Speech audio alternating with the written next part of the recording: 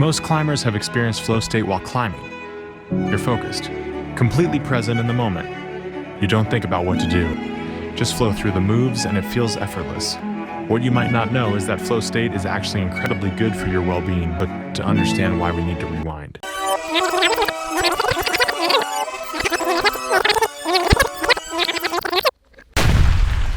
Mihaly Csikszentmihalyi discovered flow state in 1970. As a psychology student in America, he found that the school of thought was dominated by a Harvard professor. The professor was named B.F. Skinner, and he had become a celebrity by discovering something strange: that you can control an animal's focus and manipulate it, and train the animal to perform tasks. But I'm going to try to get it to do something. Suppose I shape up the behavior of making a complete turn. For example, if you give a pigeon food every time it makes a certain random movement, then that pigeon will obsessively perform that movement to get food.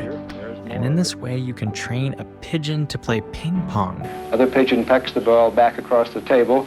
If it goes past one pigeon, the other pigeon can eat, and if it goes the other way, the other pigeon eats. Skinner believed this also explained human behavior, that we believe we are born free and make our own choices, but that in fact we're not, and humans can be manipulated just like the pigeon. Skinner believed humans can be reprogrammed. Years later, tech companies like Instagram asked, if we give our users hearts and likes for posting selfies, will they start to do it obsessively, just like the pigeon making that certain movement for extra food? Mihaly believed that Skinner's way was a narrow way of thinking, and he sought a more positive way to look at how the mind works. He studied the arts. He found that when artists were painting, time slipped away, and they appeared to be in a trance with intense concentration. He called this flow state, and discovered that you can reach this state through playing the guitar, singing, writing a novel, performing brain surgery, and many other activities. Climbers were documented to have experienced flow state by Mihaly. The conditions to achieve flow state fit climbing perfectly. Engage in something that is meaningful to you and push yourself to the edge of your abilities. We as climbers can be an obsessive bunch, and the drive to improve, to push our body to its limits and climb harder routes. That's what most of us strive for.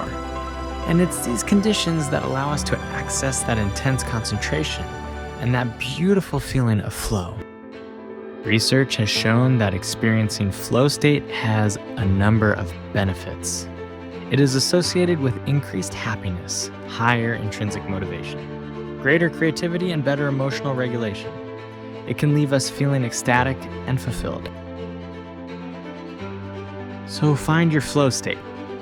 When you're old and reminiscing on the best moments of your life, it's the moments where you found a flow state that you'll be looking back on. These are the times where we're truly enjoying life. So much of the world around us is designed according to B.F. Skinner's principles. To control our behavior, get us addicted to doing things for the rewards. But I think these are distractions, enriching other people and not enhancing our own lives. So avoid those distractions that keep you scrolling. Embrace your passion. Find your focus. Feel that flow state.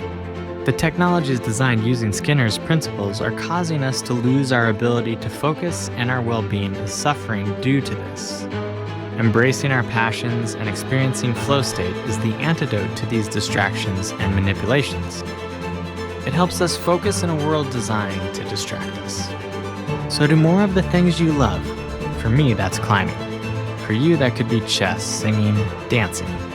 When you're in a flow state, that's where our passion is, and it's that passion that makes life so rich and fulfilling.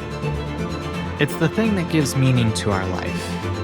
Mihaly deduced that we should primarily focus on the things that make life worth living, and climbers have been doing that for years. Dirtbagging, or working just enough to climb as much as we can, centering our lives around getting to the top of a piece of rock.